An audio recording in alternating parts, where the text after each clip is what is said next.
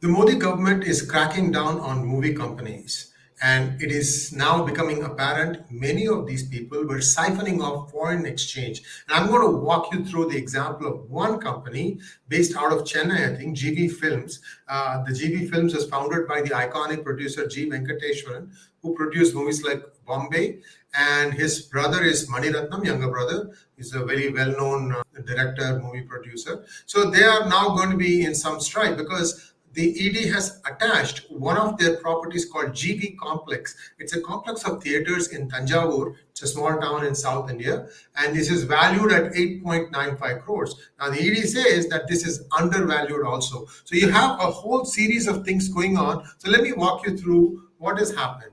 Now, ED has attached this GV Complex theater, and it's saying that 8.94 crores valuation for this is way too low. I agree, because even houses now are beginning to cost 1 crore, and this is a complex, multiple theaters, and the value, the ground value alone would be very, very high. Tanjavur is one of those fast-growing cities now.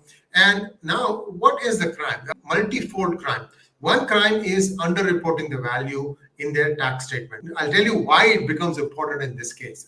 Many underreport, but why this is important in this case. Now, what they did was GV Films floated 6.4 million global depository receipts. Now, these are what is called as the equivalent of shares, but it is for foreign investors, and they floated to the tune of 349.6 crores. Okay, so 350 crores, mota, right?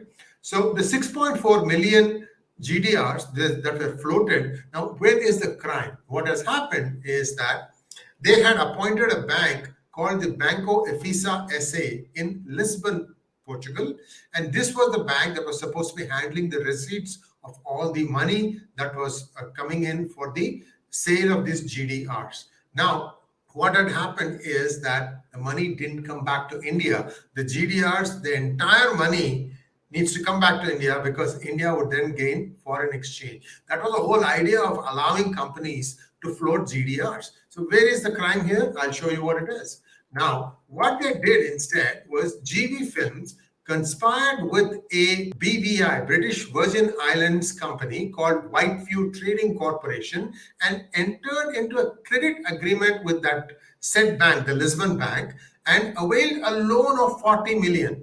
This is what they're trying to do.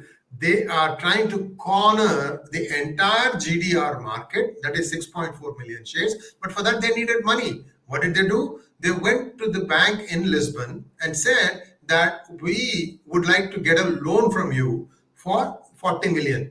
Okay, now this 40 million, how did they get the money from the bank? They pledged GV Films for that. Okay, so the idea here is, because they are getting back the entire GDRs floated, what have they done?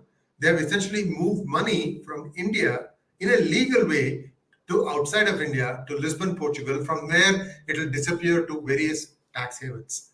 Now, the reason they did this is because they want to still be able to control the original property, the assets of GV Films, one of which is the GV Complex, and they want to keep that thing undervalued. I mean, if it is owned, it doesn't matter what value you own, except now they have already realized the money for this, and that money is sitting abroad. And what happens? Indian government loses the 40 million revenue. The reason this is becoming more and more important is this is just one company. There are hundreds of such companies in India. I'm sure this is not an isolated crime. This is something that happened to many companies. Now, this is where Bollywood, Collywood, Tollywood, any wood of India is going to be completely deflated. Thanks for watching. Please like, share, and subscribe to our channel. And don't forget to click on the bell button for notifications. If you like our slides and if you like our research, please consider donating using the super thanks button. Namaskar.